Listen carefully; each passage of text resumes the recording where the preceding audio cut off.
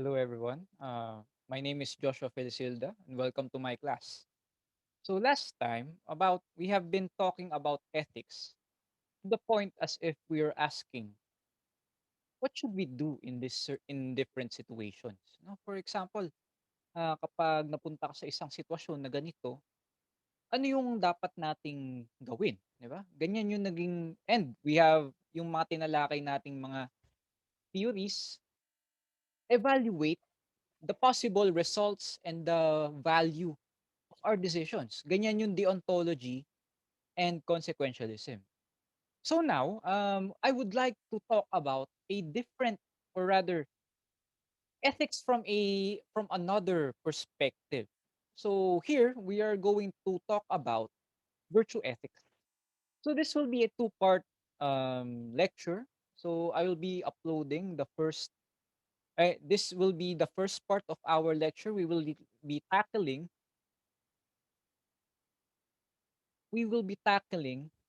Aristotelian and Confucian ethics. And then afterwards, you can check the link below for our next lecture on Buddhist ethics. Okay, so on and so forth.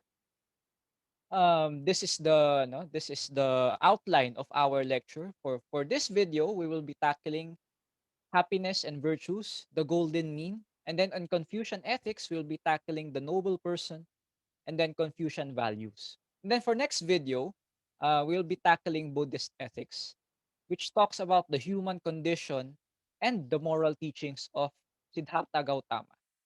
So anyway, virtue ethics focuses more on the question of how should we live our life. So this is more of a lifestyle as compared to the other kinds of ethics. No?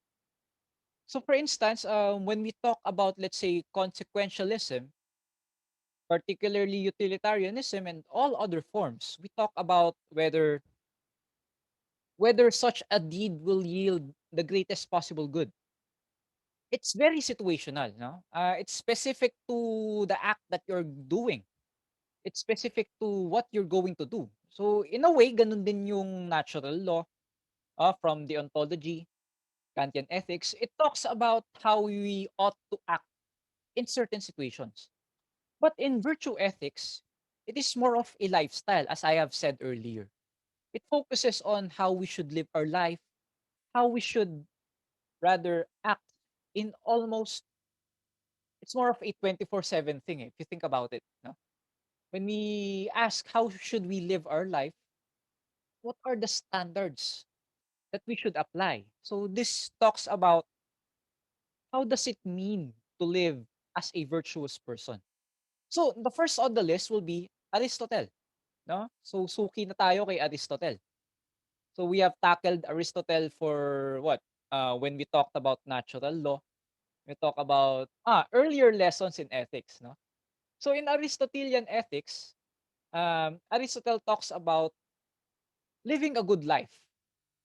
So to live a good life would mean to live in accordance with virtue. The very objective of Aristotelian ethics is to live happily. Ganun yan. Paano maging masaya, no? Paano mabuhay upang maging masaya ang tao, no? The good life for humans is a happy or flourishing life, which is achieved when a human person lives his or her life in accordance with reason. So again, mind you, just a side note, again, Aristotle, when we talk about Aristotle, we cannot but talk about the end goal of things. So again, all things have causes, for causes like the material, the formal, the efficient, and the final cause. So ganun din sa sangkatauhan, ganun din sa humanity.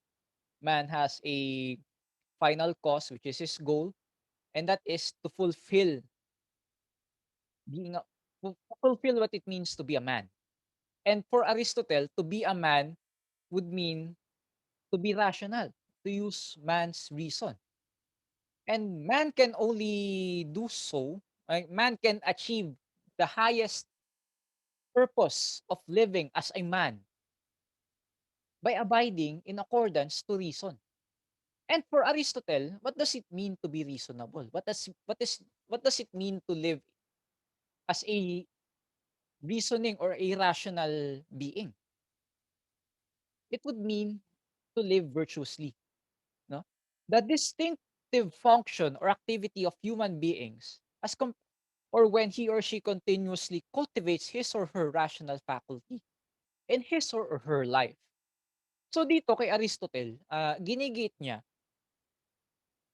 man differentiates himself from animals through reason. Kapag ikaw ay ano lang, kapag ikaw ay nagpaalipin sa iyong desires, nagpaalipin ka sa iyong mga, ah, physical desires, gusto mong kumain ng marami, ng gahaman, 'no, or carnal desires, 'no, nagpaano, eh, di wala kang pinagkaiba sa hayop. So in a sense, we can use Aristotle, halimbawa, to justify against victim blaming kapag sexual harassment yung naging ano, 'di ba? Yung igigit sa inyo halimbawa ng isang manyakis ay, "Tao lang naman ako." Hindi yun para kay Aristotle, hindi yun ang pagiging tao, pagiging hayop yun, 'no? Tao lang naman ako na ano, lalaki lang din. That is a very unrational thing, especially if you look at it in the light of Aristotle. Para sa kanya, to be man would be to use one's faculty of reason. At sa paggamit ng ating reason, alam natin kung ano ang tama at mali. Whether sa halimbawa, kasama sa iyong carnal desire na pagnasaan ang ibang tao, reason will tell you to act otherwise. Huwag kang magpaalipin sa iyong ano, huwag kang magpaalipin sa iyong instincts, 'no? 'Yun yung para kay Aristotle. Kasi kapag nagpaalipin ka sa iyong instincts, wala kang pinag-iba sa hayop, 'no? Ayan, hindi ko lang kung nadidinig niyo yung nagkakahulang kong aso na kada may istorbo ay naaalerto, 'no, parang gano'n. Yung tao being a rational ano, animal is able to curb our instincts, 'no? Likewise, para kay Aristotle, what does it mean to live a happy life? So para kay Aristotle, happiness or flourishing comes from the Greek word eudaimonia, or it is the ultimate end or goal of humans. Because of all their goals in life, it is the only one that is self-sufficient. So unlike halimbawa, if we pursue nagugutom ako, gusto kong kumain ng marami, gusto kong maging gahaman, 'no? 'Di ba eventually kapag nagutom ka, mabubusog ka.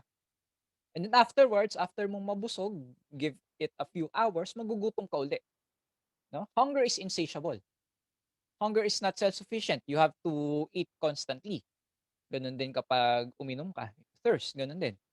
The need for sleep is not self-sufficient, 'no? Kapag kulang ka sa tulog, aantukin ka din. Pero happiness, when we achieve it, is self-sufficient.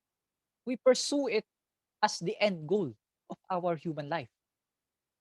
It's the only one that is, again, self-sufficient, meaning to say, once achieved, makes life complete. Lacking in nothing. Walang kulang. No? It is the final. Ito yung final end goal. That is to say, it is always desired for its own sake, never for the sake of something else. No? When um, we eat for the sake of achieving fullness, no? Para mabusog. When we sleep to achieve, say, rest para magkaroon ng pahinga, 'no? And halimbawa, kapag nag-aaral tayo, yung end goal ay para makapasa. Pero if we pursue happiness, happiness is the end in itself, 'no? That is how to live ano, yun yung pinaka-end goal. You're not pursuing it, halimbawa, when we want money because we want to buy other things, 'di ba? We want money for the sake of something else. And money can be used for good or bad. Meanwhile, happiness is pursued as the end. We just want to be happy as human beings, no? Kaya kaya not to be happy would mean to live a life of despair, no? So anyway, happiness is achieved for Aristotle through virtue, which is the excellence of a thing in terms of the exercise of its proper functions. For instance, the excellence of a guitar is its good sound when it played. Kasi yun yung the final goal of or the final actuality of a guitar is to play good music. If a guitar does not play good music, kapag ito ay sintonado, it does not fulfill its guitarness. In the same manner, ang tao ganun din, no? To live a virtuous life is to live the full actuality of being a human. The excellence of a knife, for instance, for Aristotle is achieved when it cuts well. Kapag mapurol ang kutsilyo, hindi niya na-achieve yung pagiging kutsilyo niya. Kaya kapag ang tao hindi niya na-achieve yung pagiging tao niya, hindi siya sasaya. At paano ba ma-achieve yung pagiging tao? Living a life of virtue. It means, with regards to humans, that what differentiates humans from the rest of nature is the capacity of reason and will. Again, nabanggit natin kanina ang hayop walang reason and will, no? Reason would mean to be able to think rationally, although the definition is in itself, no? But other than that, it would mean to be able to evaluate our actions, to be able to choose between right and wrong, to be able to choose what is the proper action, to be able to evaluate or think beyond our animal instincts. That is ability. That is the capacity of reason. The excellence of reason requires intellectual virtues, while that of the will requires practical or moral virtues. Intellectual virtues are acquired through study or instruction and shown by knowledge, while moral virtues are acquired through the practice and formation of habits, good habits, mind you. So again, they go hand in hand, no? To practice a moral life, we need intellectual and moral virtues. So what does this mean? So Aristotle talks about the golden mean. So again, when we say the golden mean, it means walang labis, walang kulang. No? There are two extremes in these traits. There is excess and there is deficiency. When we say excess, well, it's in itself sobra-sobra. Kapag deficiency naman, ito yung kulang. So there are many situations that require us to look into the golden mean. Examples would be with regard to the feeling of confidence, the mean is courage. The excess would be to be rash, and deficiency to be a coward, no? With regard to giving and taking money, the mean is liberality. The excess is prodigality, meaning to say, isang maluhong buhay na wala nang ina-achieve na kahit ano. Sobra-sobrang gumastos kahit na hindi na kaya ng wallet. Yan yung excess. Ang deficiency naman is meanness, meaning to say, sobrang kuripot na hindi na bumibili ng kung ano ang pangangailangan niya. So with regard to honor and dishonor, ay gano'n din 'no, yung mean or kapag sinabing mean yung kalagitnaan, yung gitna 'no, would be proper pride. Tamang ano lang, tamang paggalang lang sa sarili, na tamang dangal lang. Pero kapag yung excess nito ay narcissism, vanity, pagkamayabang 'no. Again, ang pride at the right amount means dangal. It is honor. Pero kapag sobra-sobra, yung mataas ang kumpiyansa mo sa sarili, to the point na hindi ka na marunong makinig sa iba, that is vanity. You could say that is narcissism as well. Pero kapag ikaw naman ay hinahayaan mong apak-apakan ka ng mga ibang tao, hindi nakakatuwa yun, hindi maganda yun. Kailangan galangin mo rin ang sarili mo bilang isang tao, 'no? Kapag it is undue humility, yun yung deficiency. So again, we would like to note here, walang mean or walang mean when we talk about excess or deficiency. Halimbawa, kapag pinag-uusapan natin yung pagiging gahaman, walang kalagitnaan sa pagiging gahaman. There is only gahaman. Nasa excess yung gahaman, eh. Hindi na natin kailangan tanungin pa kung ano yung kalagitnaan ng gahaman ng katanggap-tanggap. Ano naman yung kalagitnaan ng pagkaduwag na katanggap-tanggap? There is no tier to that para kay Aristotle. Cowardice and greed are the extreme, 'no? The mean is not absolute as well. Dadagdag pa niya, number 2. It is relative to the particular person. So halimbawa, what applies to a certain person, person A, let's say what applies to Aristotle himself may not apply to you, 'no? What applies to me as a ano, what applies to me as a professor may not apply to you as a student. So it is relative to the individual. So that's why we can cut some slack for kids. Kasi they do not know any better, eh, 'no? It's relative to the individual and the circumstance. For instance, what is courageous may vary from one person to another, from one circumstance to another. It may even what is halimbawa, to be a high-ranking official demands that you have a certain extent of to have a certain level of honor. Ang problema hindi na-achieve yung gano'ng level of honor, eh, 'no? To be a high-ranking official, much is demanded of you than say a low-ranking one. Less is demanded of you kapag ikaw ay isang ordinaryong tao. Pero nonetheless, meron din namang halimbawa, merong mga certain standards na applicable para sa lahat. Pero halimbawa, we make rationalizations or we make s certain standards that may not apply to me because I am incapable of achieving this as compared to another person who is very capable of achieving this. So the golden mean is not absolute. It doesn't mean na kapag sinabi natin, kailangan ₱500 lang ang gastusin mo sa isang araw. Eh, papa applies kapag ikaw ay halimbawa, kapag ikaw ay isang milyonaryo, deficient ang ₱500 para ibigay, 'no? Halimbawa, sabihin natin kailangan natin maging generous. Kailangan natin magbigay hindi natin puwede sabihin na kailangan natin magbigay ng ₱500 para sa kapwa natin. Kapag ikaw ay kumikita ng minimum wage, let's say ₱600 a month, a day, labis-labis yung pagbibigay ng ₱500 sa kapwa. Pero kapag ikaw ay milyonaryo, sobrang kulang na pagbibigay ng ₱500 sa kapwa. Yan yung kapag sinabi natin na relative ang golden mean, 'no? Naka-assign. Kumbaga, it is relative to the individual.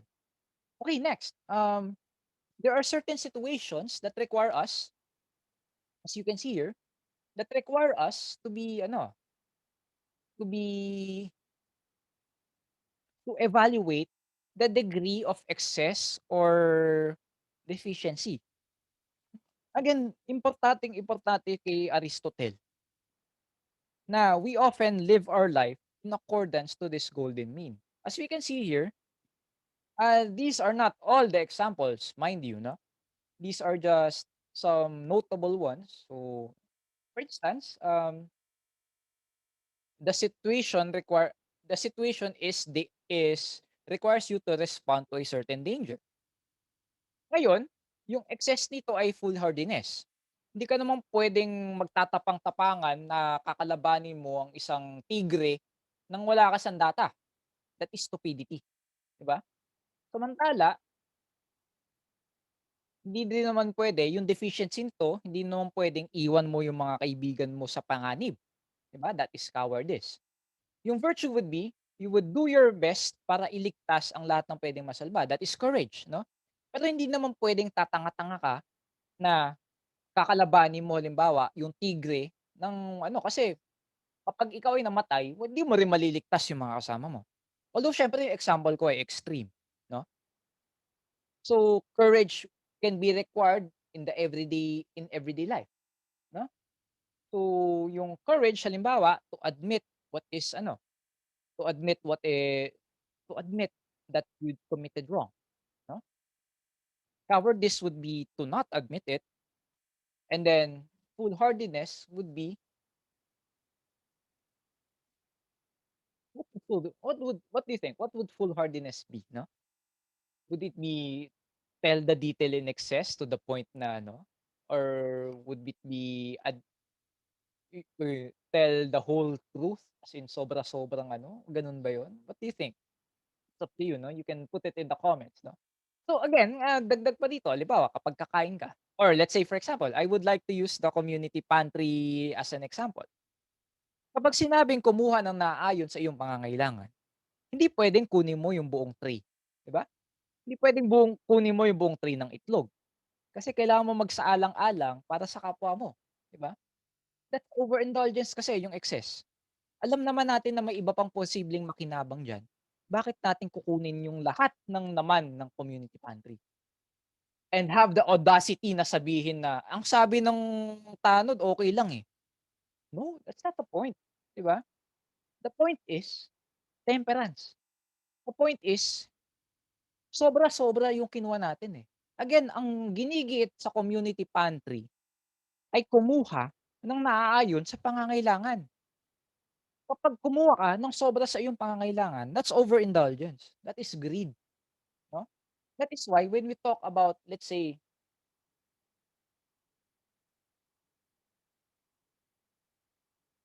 let's say money, 'no? Ang mangamkam ng sobra sa iyong pangangailangan at the expense of another person, at the expense of a person that can possibly, that can possibly be hungry is overindulgence. Ganyan din naman sa ano, kapag nagbibigay ka ng regalo, halimbawa, kapag sobra-sobra to the point na extravagant na yung binibigay mo, wala ka ng tinitira sa sarili mo, hindi puwede yun. Magbigay ka lang, pero again, magtira ka para sa sarili mo. Hindi puwedeng ibigay mo lahat, 'no? Hindi rin naman puwedeng sobrang kuripot ka na ano na, as a counterpart to greed 'no? Wala ka ano, kapag nagbibigay ka naman, hindi ka nagbibigay sa kapwa mo, kahit na sobra-sobra yung mga goods na nasa iyo. That is miserliness, pagkakuripot yun o sobra-sobrang pagkakuripot. So again, we are faced with many ano, hindi ko na i-elaborate ang bawat isa 'no, pero we are faced with many situations that require us to evaluate yung degree of meanness. And yung kalagitnaan ng bawat lahat, the golden mean, and choosing the golden mean is to be virtuous para kay Aristotle. Meaning to say, to be virtuous is to be a master of our own instincts, no? Or of our own vices. Hindi puwedeng inom ka lang ng inom palagi. Kailangan ano, kailangan ipagpahingahin mo yung atay mo, 'no? Again, kapag pag-inom hindi naman moral question kapag masama bang uminom? Hindi naman moral question yung uminom ng alak, eh. Pero mabuti ba yun sa iyong atay, 'di ba? So again, we can look at Aristotle's golden mean and say hindi lang ito morality, eh. This is a lifestyle. Hindi puwedeng maging gahaman ka sa pagkain. Masama ito sa katawan mo, 'yan yung ano 'no, 'yan yung usaping pangkalusugan 'no. And at the same time, usaping moral naman, wala kang tinitira sa kapwa mo. So, to live a virtuous life according to Aristotle is to live according to the mean. Now let's proceed to Confucius. So Confucius, interesting to note 'no, Confucius is the Romanized spelling 'no, comes from Confucius actually comes from a Romanized version of Kongfutse 'no.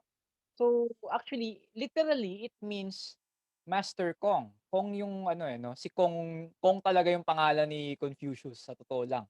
Actually, some scholars, let's say for instance, si Alfredo Ko, one of my professors in philosophy back in UST, he would actually refer to Confucius as Kong Tzu, 'no? That's what's written in his book. And by the way, I would like to share this book. So, again, para sa mga interesado sa Chinese philosophy, ano lang, curb your xenophobia muna 'no, pero, um, this is a book recommendation when it comes to Asian philosophy, particularly Chinese philosophy. Tinatalakay niya dito halimbawa si Kongzi or si Confucius, si Lao Tzu, 'no, si Sun Tzu, Art of War, and many, many more from the different Chinese schools, 'no, from ancient philosophy, 'no. Likewise, again, balikan natin, yun yung ano nun. So, it actually comes from ayan, Mandarin, Kongfutsu, meaning Master Kong. It was coined later by the Jesuits in China. Tinawag nilang Confucius. So, likewise, Kongzi, so mind you, I would often refer to Confucius as Kongzi because of me being a student of Alfredo Ko, by the way, 'no? Side note lang 'yun. So, minsan sasabihin ko Confucius, minsan Kongzi. So, likewise, Kongzi or si Confucius would actually talk about a noble person. So, yung milieu during his time was, the nobility would mean siyempre royalty, 'no? What does it mean to be noble? What does it mean to be maging isang maginoo kumbaga, 'no? Para sa kanya, the noble or quote unquote, "the superior person," the virtuous person by the way, 'no, originally referred to a person born in an aristocratic family. Royalty, anak ng emperador o nasa pamilya ng emperador, ng emperor. A person becomes a noble person solely by virtue of his birthright. Pero ginigit ni Confucius, should be it should not be given, no, it is earned kumbaga. It is practiced. So he set up actually, during his time kaya mahal ng mga ano 'to, kaya very influential yung ano, kasi actually, just to give you a background din, Confucius talks about, he wasn't adding anything new during his time, 'no? Confucius wasn't adding anything that is remarkably radical during his time. Kasi he was only talking about what is already in Chinese tradition, even in the context of ancient China. Ano ba yung mga dapat gawin at hindi gawin ng isang tao halimbawa, ng isang citizen. So yung set of ano niya, um, is actually he's just ratifying, he's just elaborating, and at the same time, he's just kumbaga pinagbabasihan niya what is already existing in Chinese tradition. Let's say, for example, the practice of ancestral worship, the practice of the ritual, no? When Chinese are honoring their elders and their deceased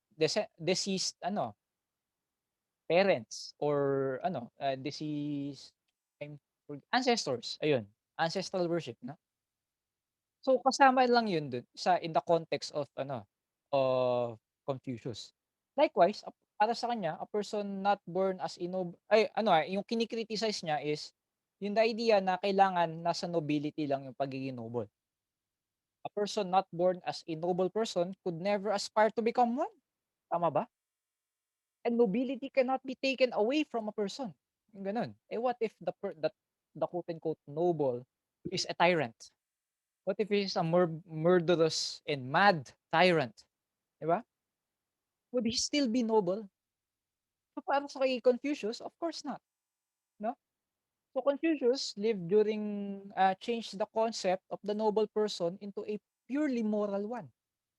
What does it mean to be noble, kumbaga, 'no? Dito, a person becomes a noble solely by virtue. So, we can see parallelisms between Confucius and Aristotle. Aristotle talks about eudaimonia, happiness. And in order to achieve eudaimonia, we should live a virtuous life. Confucius, on the other hand, talks about nobility. What does it mean to be a noble person? No, again, to be a noble person for Confucius would mean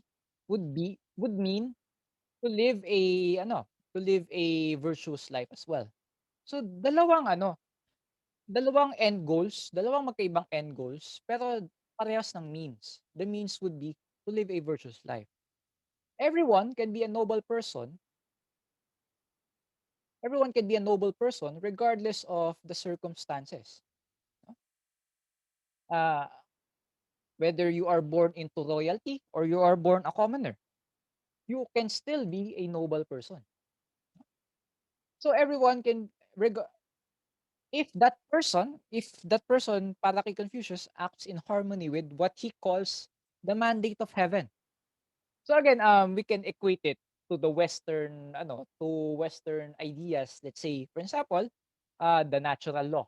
We can equate it. But syempre, this is not to mean na equal. Hindi. Um, correct me if I'm wrong. Correct me. It does not mean equate, by the way, no? But when we talk about mandate of heaven, we can see a parallel. Ayun na lang, no? Ay parallel to natural law, to, ayun. Um, again, mandate of heaven for Confucius doesn't mean dinikta ng Diyos. Hindi yan yung ibig sabihin niya diyan. Kundi isang set of morals na kailangan sundin. Quite similar, but not entirely the same as the natural law for Aristotle or the Stoics. No? And second, to be noble means a person should know his or her duties in various relationships. So, and he or she should act in accordance to those relationships. So, Confucius actually talks about relationships between friends, between father and son, no? Parent and child, master and student, etc.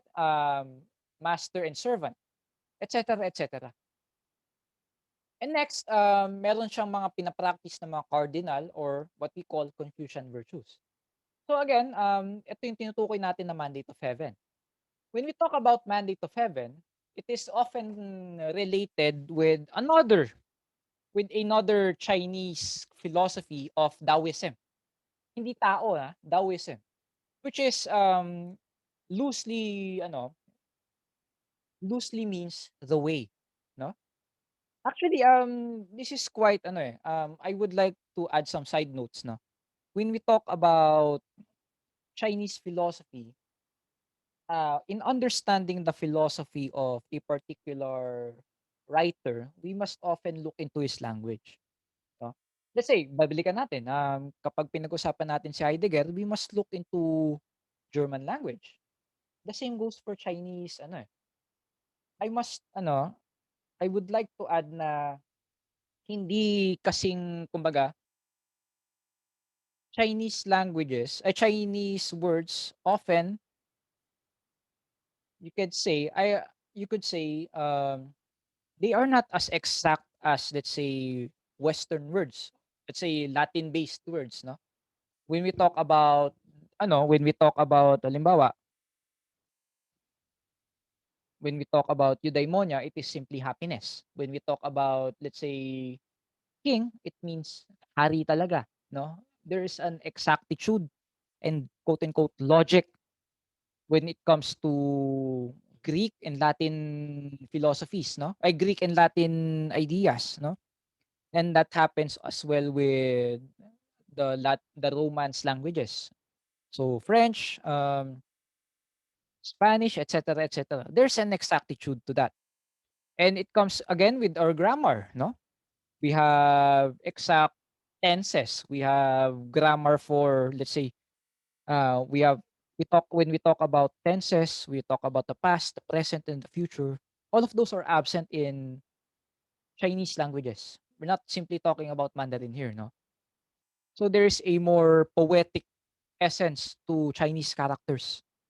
Now, when that's why when we talk about, let's say, the Tao, no? And the very famous the way. In Taoism, we talk about the Tao of the Tao is the Tao. The way of the way is the way. 'Di ba? It's very confusing when we translate it to English. But again, the concept of the Tao is you can furthermore appreciate it when you have a certain background of Chinese languages. So when we talk about the Tao, it could mean the way, it could mean a path, it could mean an end goal, it could mean Could mean a it is both the means and the end. 'Di ba, it's quite confusing when we talk about this, the Tao. So, for the Taoist, para sa mga alagad ni Lao Tzu, no, the Tao is beyond concepts and words. And thus, no amount of education will enable us to know or talk about the Tao. Which makes it even more difficult kasi ito yung gagawin nating basehan ng mandate of heaven. What we call what we can do is simply go with the flow para kay Lao Tzu, no? Hindi ito si ano, by the way, another side note, contrast between Confucius and Lao Tzu. Confucius is very ritualistic, no? Is very, this should follow this certain ano, this should follow this certain standard. This should follow this certain rule. On the other hand, we have ano, we have Lao Tzu. No? He's basically preaching freedom, going with the flow. It's more of a ano para siyang say kung ano, if we talk about Greek philosophers, Confucius would be Aristotle and Lao Tzu would be Diogenes, no? Is very, let's say, it's like your ancient hippie, kumbaga, no? Para ano, no? What we can do is simply go with the flow as manifested in the way that nature moves. O 'di ba? Something to do with the Stoics, no? So what we ought to do kasi ganun. Pero again, pagdating natin kay Aristotle, he puts a structure to that flow, no? He puts a structure to that freedom as what Confucius would do, no? As what Confucius did, by the way. So again, he mainly used the principles of Daoism and put order to it, no? So pupunta kung ano, so ano Confucius wants order. He will have order para sa kanya, no? The ideal of Confucians is to know the way of heaven through education and to conduct themselves accordingly. The Confucians do not speak of a god or gods to ground or justify their beliefs and practices. They simply want to talk about the way as they or the mandate of heaven. Mind you, the way and the mandate of heaven are very, very different concepts, but at the same time similar. No? When we talk about the way, we talk about Taoism. When we talk about mandate of heaven, we talk about Confucianism. And when we talk about Confucian mandate of heaven, it is achieved or we can know it through education. We can know it through studying. No? Meanwhile, the Lao Tzu concept of the Tao is very difficult to fathom. So, we can see it halimbawa if you take a good look at Chinese philosophy, Chinese writing, scripture or text, no? Mas matalinghaga magsulat yung mga Taoist as compared to the Confucians, no? You could say that the Taoists are more Confucian or more confusing than the Confucians, no? So again, to further understand it, I would like to recommend again, this is my favorite podcast in Spotify. There is a podcast here about Aristotle. So quite specifically, I want you to look into part 2 of his podcast. Kay Steven West ito. Talks about dito yung yung not part 2 but rather part 1 pala, sorry. Talks about Aristotle's ethics. And also, we can even find here Taoism in order for you to understand it even more. Most of what I am most of kung ano yung hinuhugot ko ay nanggagaling dito actually, marami akong mga natututunan dito, eh. So, halimbawa kapag pinaghugas kayo ng pinggan ng mga magulang ninyo, puwede kayong makinig ng podcast, 'no? And ito yung isa sa mga favorites ko. So, here, I actually included the links of some notable podcast episodes in our Discord server, so you can check it out. And you can also find the link in our description. So this is Philosophize This, no? Talks about Plato. You can find Aristotle's Ethics here, Aristotle part 1. We can find Taoism here. We can find Confucianism here. and we can find Buddhism. So that's just a side note. So anyway, going back, maraming mga konsepto yung Confucianism. It is both naturalist and social or communal in regards to moral law as a natural law manifesting in human and social relations. O 'di ba? Hawig siya sa halimbawa Aristotelian Ethics when we say natural law. Like pero ang idadagdag natin dito ay yung prioritization ni Confucius sa kapwa-tao. So ito yung 5 basic relations. So dito we have 5 kaya kasi I want you to understand kapag pinag-uusapan natin ng Confucius ay ang Confucianism, we do not talk about ethics as selfish. We do not talk about actually when we talk about ethics in general, it is very it is very isinasaalang-alang natin yung kapwa-tao, hindi lang yung pangsarili, 'no? And nothing could be more true when we talk about, Confucian Ethics. Kasi he talks about 5 relationships. Meaning to say, relationship ko sa iba, 'no? Laging may pagsasaalang-alang kumbaga. Laging may pagsasaalang-alang sa ugnayan sa kapwa. So merong 5, merong parent and child, dalawa naman yung elder sibling to younger sibling, at meron yung husband and wife, and elder friend to a younger friend, 'no? And at the same time, ruler and subject.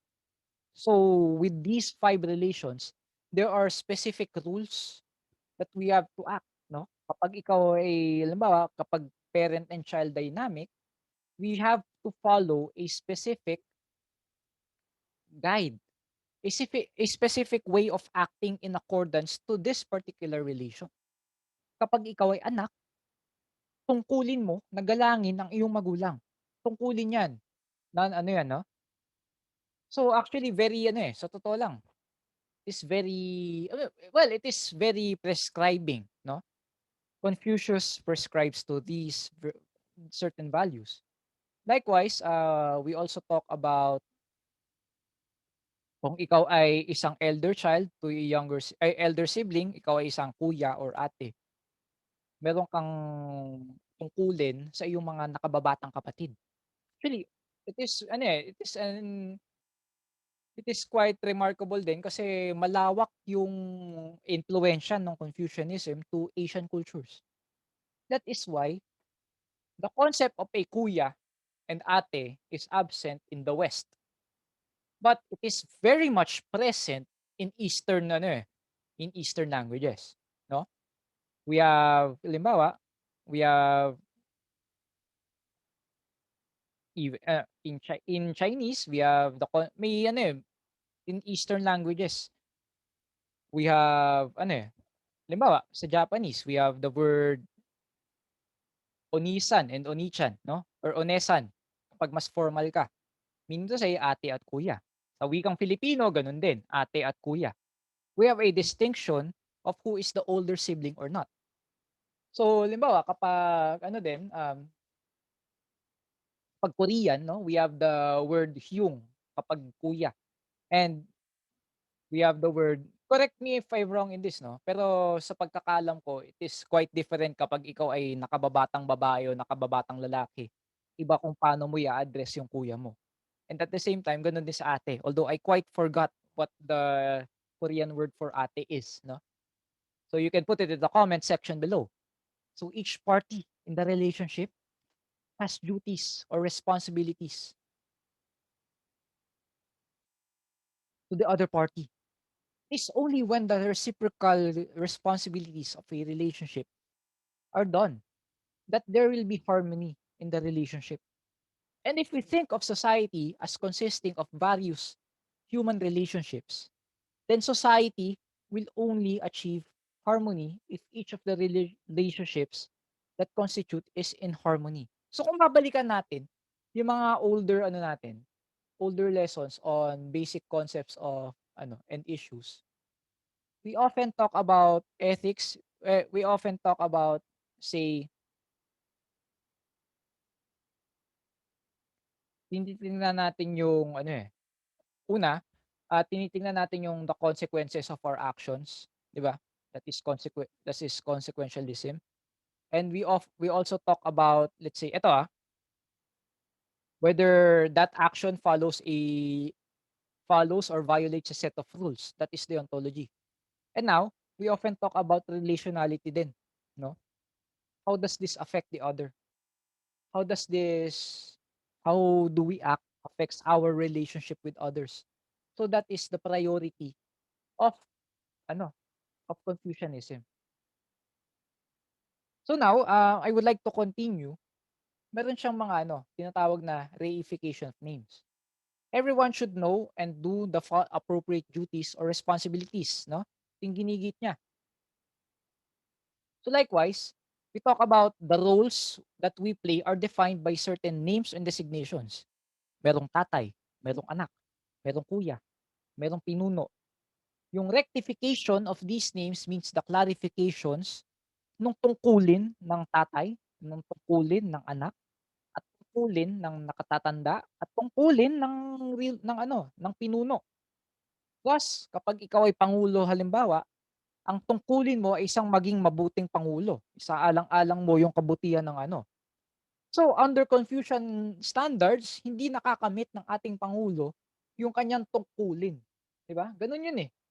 Kapag ang ama mo, kapag ang tatay mo ay hindi kinakamtan yung tungkulin ng isang tatay, which is maging mapag-aruga, alagaan ng anak, turuan ng kung ano ang wasto at hindi. At sa halip ang ginagawa ng tatay ay ginugulpi ka, pineperahan ka. Hindi 'yan yung tamang tungkulin ng isang tatay, 'no? If you are called a father, then know and do what a father must do. If you are called a ruler, then know and do what a ruler must do. Social disharmony arises if we do not know and do the responsibilities implied by our designations of names. Kapag kayo ay estudyante, kailangan alam niyo yung tungkulin ng isang estudyante. Gano'n lang 'yun. At gano'n din ako bilang isang guro, ang tungkulin ko ay magturo, magpaunawa, magmulat ng mga estudyante. Kapag hindi ko ginawa 'yun, hindi ko nakakamit yung tungkulin ng pangalan ko bilang guro. 'Yun ang ginigiit ni Confucius. May mga relasyon, may mga ugnayan ng mga 'yan at ang bawat designation ay may tungkulin. Iba ang tungkulin ng isang elder sibling sa isang younger sibling. Iba ang tungkulin ni ate sa bunso, 'no? Likewise, meron ding mga konsepto na in accordance with these relationships, Confucius talks about the Confucian values, 'no? So Confucian values, merong mga iba't ibang mga he talks about the Ren. Unang-unang Confucian value 'yan. Ren, kung titingnan niyo yung characters dito sa kaliwa, ito yung kaliwa ay man, galing siya sa dalawang sa dalawang characters, which is man or man living, and then the Chinese Mandarin character number 2. So in essence, it means man and number 2. Yung number 2 yung iba, 'di ba? It basically talks about man not being alone. So halimbawa, kapag ikaw ay kapag ikaw ay Amerikano na ayaw magsuot ng maskara, 'di ba ang ina-argue mo ay, "That is in violation of my own freedom." Pero in Eastern cultures, there is no such thing as individual freedom. Meaning to say, we have freedom, but pero sa alang-alang dapat natin yung kapwa-tao. So that is the contrast, halimbawa yung distorted and perverse view of how some Americans would view freedom, eh. In violation 'yan sa kalayaan ko, eh. Eh, gago ka pala, eh. Hindi naman puwedeng kalayaan mo lang yung isinasaalang-alang mo. Kailangan isaalang-alang mo rin yung kaligtasan ng iyong kapwa. So dito, when we talk about the Confucian concept of rin, we talk about how we talk about compassion. We talk about the awareness of the other. Kumbaga sa Pilipino halimbawa, sa Filipino cultures meron tayong konsepto ng kapwa. So halimbawa sa Filipino religious song which is yung kantang pananagutan halimbawa, it is quite very ano, it is very Filipino, eh. It highlights yung pinaka-concept ng kapwa, which is again, walang sinuman ang nabubuhay para sa sarili lamang, 'di ba? I'm not I'm not here to moralize, 'no? I'm here to talk about yung concept ng kapwa sa mga Pilipino in relation to rin. And most Asian cultures, 'no, na we have this notion na may pananagutan ka sa iyong kapwa, sa ibang tao. Gano'n yung kailangan mo isaalang-alang. That is why very ano, very community based yung ethics ng Asian cultures, especially Confucianism, 'no? So, hindi and even le and less doesn't less talks about ano, as compared to halimbawa yung ano, yung deontology talks about the particular situation. Gano'n din sa consequentialism. But likewise, sa Confucian values, it talks about yung role mo in accordance with a wider community. That is why kung babalikan natin, social or communal, 'no? We often refer to a particular wider community, konsepto ng barangay, konsepto ng kupunan, konsepto ng kapwa, 'no? So again, Confucius also talks about li or propriety. Generally, doing things that are appropriate in given situations. It originally refers to the proper ways of performing religious rites. Kung titignan natin dito sa character na ito, itong particular left, galing 'to sa dalawang character, eh, 'no? Actually, most of these characters, siyempre hinanap ko sa internet and at the same time, nakabase din sa libro ni Alfredo Ko. He's a Filipino-Chinese philosopher, 'no? Pilipinas, 'no, definitely. And he is able to elaborate more on the Confucian ideals as well. I am merely his humble student. Likewise, we talk about kung babalik tayo sa propriety, it talks about Li, which is to worship, 'no, sa kaliwa, yung character sa kaliwa. Yung nasa kanan kung titignan ninyo, ah, yung nasa kanan, it is a more of kumbaga ito yung alam mo yung parang mag-quote unquote altar or urn. Makita niyo dito yung ano, yung parang incense, 'no? Quite literally and pictographically speaking, it would look as if this individual is worshiping before an urn, ancestral worship. So Li and propriety actually talks about what is the proper way of worshiping, 'no? And it extends towards that. Mind you kasi 'di ba kapag Chinese languages, nagiging loose yung pagbabago-bago ng mga kahulugan. Now it is not limited to ancestral worship, although siyempre doon nakabase and doon talaga pinaka-heavily based, kundi it talks about again, proper decorum. It extends towards proper speaking, proper behaving, proper way of dressing, 'no, in given social situation. So next in line, we have the concept of zhong and shu. So makikita natin dito, they share the similar character that looks like a heart, 'di ba? If you look at that, mukhang hugis puso. It's very So again, dito it can talk about the heart or could even extend towards the mind. So, kung halimbawa ipaparallel natin sa Filipino context, yung diwa ng tao, 'no? Yung isip, yung kamalayan, paano kung paano how man acts, kasama diyan, 'no? Man's consciousness. It's quite a very all-encompassing and very, wide term kumbaga. So nasa kaliwa, we have the concept of Shong, 'no? So dito sa itaas ng puso, yung idea ng yung center or yung middle. So halimbawa, ito naman, sa konsepto naman ng Shu, which is nasa kanan, actually, it means yung nandito, it is the character for a woman or to be feminine. Correct me if I'm wrong from this. I'm just basing this on the book of Alfredo Ko. Likewise, yung nandito naman sa upper right is the concept of basically it's opening the mouth in general. But in this context, it is opening the mouth to speak. Kasi ang giit halimbawa ni Alfredo ko, dito sa kanan, yung konsepto ng shoe, it would mean ano, it would mean kung paano ka turuan ng iyong nanay.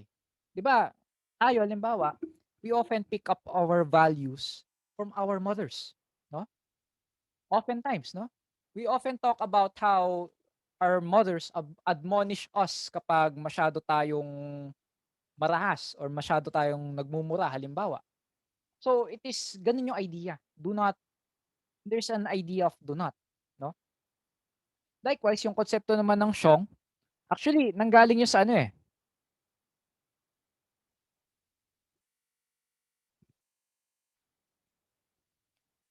actually, in most often times, we often associate yung kay Confucius yung do not do unto others.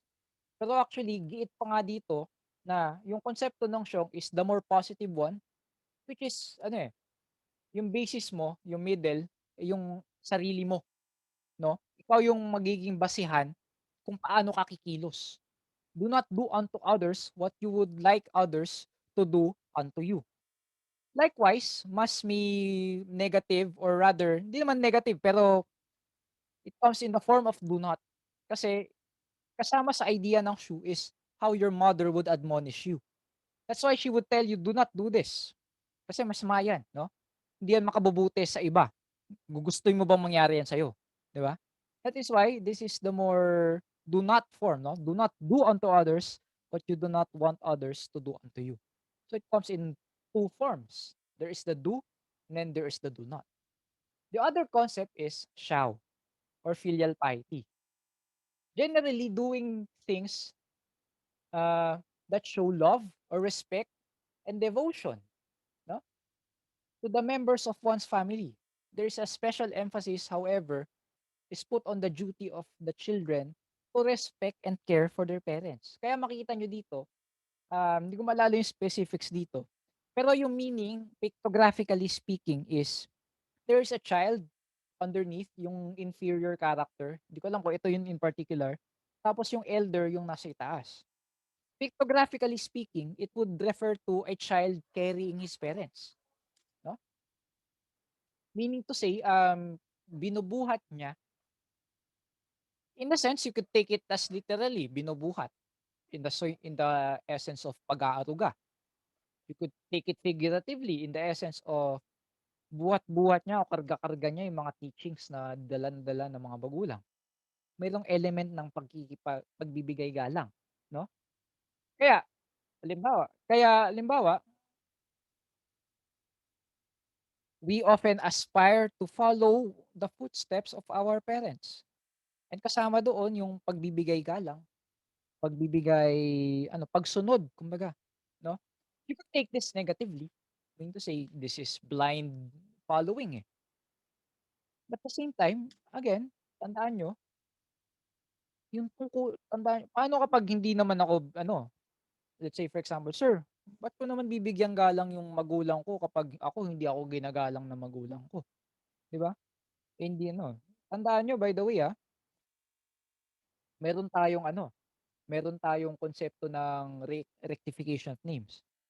Hindi lang yung burden ng pagsunod ay hindi lamang nasa anak, nasa magulang din.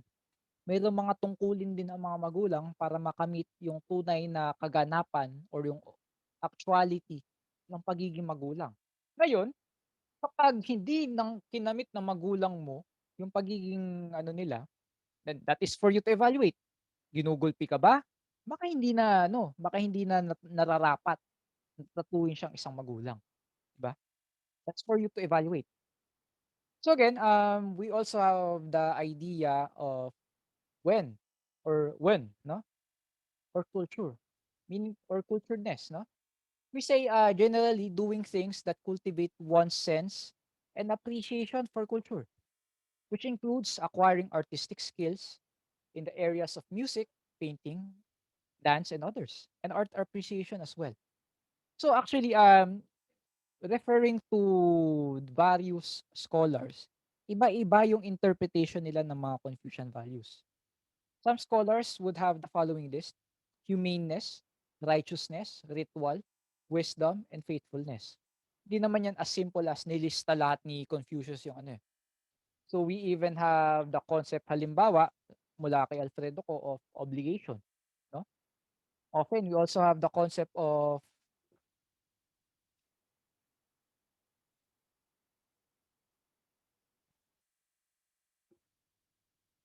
the right way of speaking. Iba't ibang mga ideas ito. So as a side note din, malapit na tayong ano eh. So as a side note din, so if you would like to add in your discussion, no? So yung ano, halimbawa, isang character sa Genshin Impact natin, ano, si Xiao. 'Di ba, maaalala natin dito, isa siyang yaksha na sinusunod pa rin hanggang sa kasalukuyan yung iniutos sa kanya ni Morax. So, you could even add this to your ano, kapag nagkukuwento kayo sa mga iba niyong friends, actually comes from the Confucian concept of filial piety. Although sasabihin niyo sa'yo sa page nun, means demon, eh. Pero kasi, variant 'to. Kumbaga homonyms ito, eh, same same sounding words 'no. Another word for Xiao would be filial piety 'no, which is naka-capture din ng ano, ng character na si Xiao 'no, kapag sinusunod niya halimbawa yung kanyang tungkulin bilang again, tagasunod ni ano, ni Zhongli. So anyway, dagdag ko pa, some comparisons between Aristotelian and Confucian ethics 'no. Aristotle, the virtuous person, is one who achieves excellence in performing his or her natural functions as designated by nature. The goal is happiness para kay Aristotle. Being virtuous is the means. Moral virtues are character traits which lie in the middle of the vices and excess. Meanwhile, para kay Kongzi, the virtuous person is a noble person who performs his or her social roles according to the mandate of heaven and in consideration of traditions and customs. So yung mga virtue ethics ni Aristotle is more of a natural kind of ethics. Meaning to say, alinsunod sa natural law. While yung virtue ethics ni Confucius is a combination of social and natural kinds of ethics. Now for our next video, we would like to tackle Buddhist ethics. No? I would like you to click the description below when we talk about Buddhist ethics, kasi this is a different ano, and I would not like to ano, to extend further this already long lecture.